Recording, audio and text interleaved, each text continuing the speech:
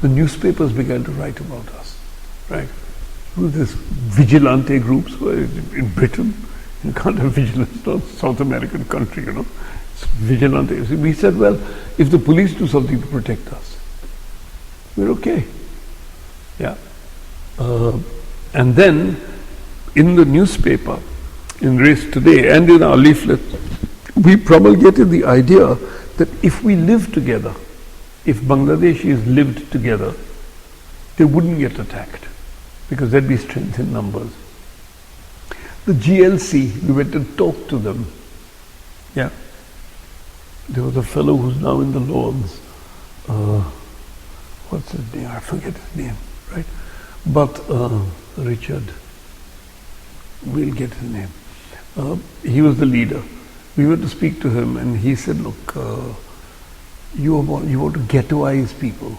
We want to spread them out so that multiculturalism can thrive in Britain. We said that's a great liberal ideal to spread people out and mix cultures and so forth, but we're getting thrashed, right? They're getting beaten when they're isolated. So there'll be strength in numbers. So the demand was give us housing estates. Not completely, but so that we're in a comfortable majority and we can help each other as neighbors. They wouldn't do that. They wouldn't do that. It would be against all party policy. Labour and Conservative would say, oh, they've given in to ghettoization demands, right? To put people together. Anyway, what we said, okay, just do one thing, right? If there are just one or two Bangladeshi families in a completely white racist estate, which did exist, right? Take them out of there, yeah, and give them houses. They wouldn't do it. Yeah, they said, no, that's difficult to do it. We don't do it by ethnic classification. We just give people houses because they need them. Well, this community is living 12 guys to a room. They're all working in the rag trade, in the clothing trade, in the clothing industries, or they are waiters in restaurants all over London and they turn up at night to sleep 4, 5, 6 to a room. They can't bring their families, they have no family life, they can't educate their children, they're still back in Sylhet. It was that kind of condition, right? So, from the Defence League, all these boys said, the basic thing is housing, really. The basic thing is the settlement of this community here. So we said, okay, let us start the Bengali Housing Action Group. BHAG means tiger, right? So we set loose BHAG, and what we did was we had about 12, 15 very loyal people, yeah, and there was a Race Today mob. Then we had our own lawyers from Race Today. So what we'd do is, of a night, we'd go to a street, right? Warden Street, Varden Street, Old Montague Street, right, were the first three that we targeted. And we would break the doors down, change the lock. Terry was a bit of a builder.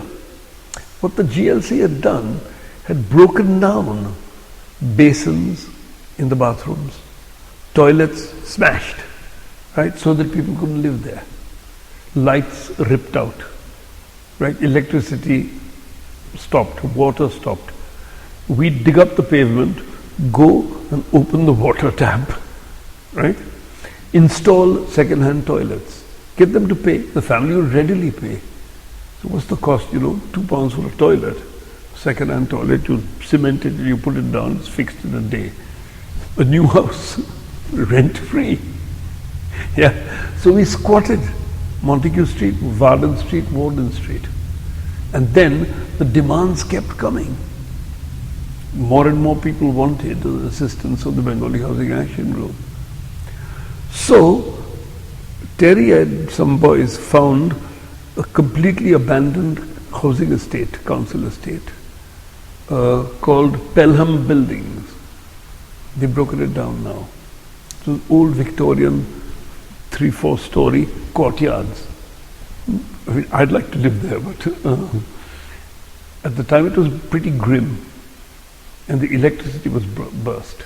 Was that in the Spitalfield area? Spitalfields area, yeah. There, Pelham buildings. So one night, we had a huge expedition. It was always by night so that, police and all were busy and they wouldn't turn up and so on. When they came, our lawyers would say, yes, officer, what do you want? So, well, you've squatted the house. Yes, so what is illegal? If you catch us opening the lock, that's illegal. You're breaking down the door. But once we're inside, we're legal. They'd say, okay, yeah, we know that. They walk off.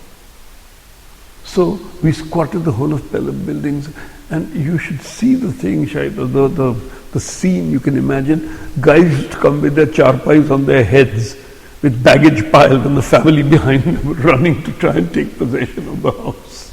Down the street, we had people moving their furniture, baggage, right? It's quite fun. Party atmosphere. And then they'd all settle down. They'd settle in. Once we'd settled them, we would go off. Some of us would drink. Some of us were proper Muslims and wouldn't drink. But otherwise,